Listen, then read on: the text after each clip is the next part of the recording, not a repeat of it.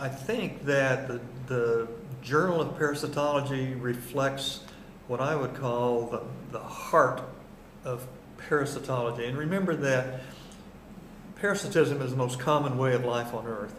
So every organism that's really been studied carefully has been shown to have a number of symbiotic organisms that live with it. So this is really the most common way of life on Earth, and that means that parasitism as a general phenomenon is so diverse and so widespread and so accessible as an area of study that if you decide you're going to be a parasitologist and read JP, you're going to come away very broadly educated. And regardless of what academia and administrators would like to say, breadth is always strength.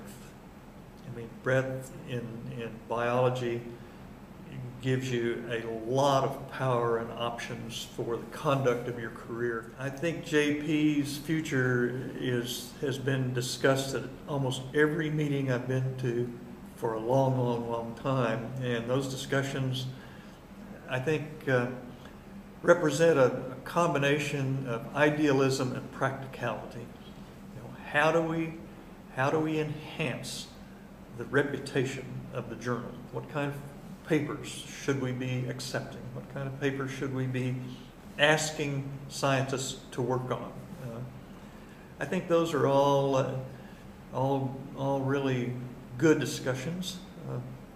One thing that I think is very important, and that is the shelf life of JP and the taxonomic work that's in there. Quite frankly, you know, a scientific name never goes out of date, like some molecular technique may go out of date.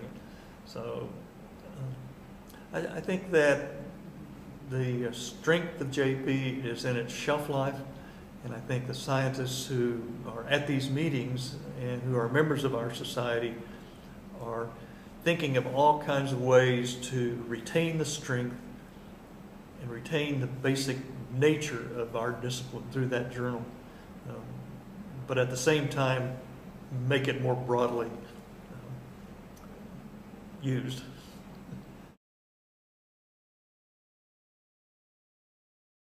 I joined the society when Jerry Esch said to me in 1962, if you're going to be a parasitologist, you need to go to the ASP meetings.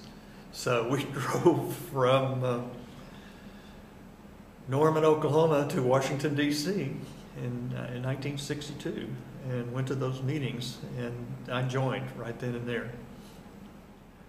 I think that American Society of Parasitologists has been a professional development tool, professional development opportunity, a means of developing all of those skills that you use in your profession across the board.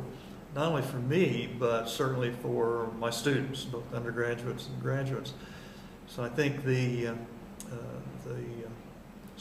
ease with which students and scientists interact at this meeting has always been one of the real features. And I remember my very early meetings talking with people who were presidents of the society, who were officers, who were famous names that I just had conversations with at the social events, people that I admired from reading their papers in JP. Well, Jerry and I have talked about that a little bit, and the ASP Council has agreed that we will substitute for the President's Symposium and the Associate Editor's Symposium. We will substitute a JP Symposium. So there will be a number of people representing various subdisciplines who will give us sort of a historical perspective on the development of their areas, beginning with the first paper ever published in JP that relates to the specialty that they studied. And I think that was Jerry's idea. I think it was absolutely remarkable.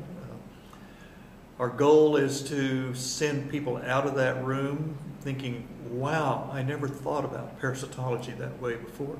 So they'll talk about the development of ideas, about the interplay between technology and ideas. So here are people who are going to have to step back a little bit and from their particular research areas and think in terms of the history of science, the philosophy of science. And I hope it's a formative experience not only for the listeners and readers, but also for the presenters and the writers.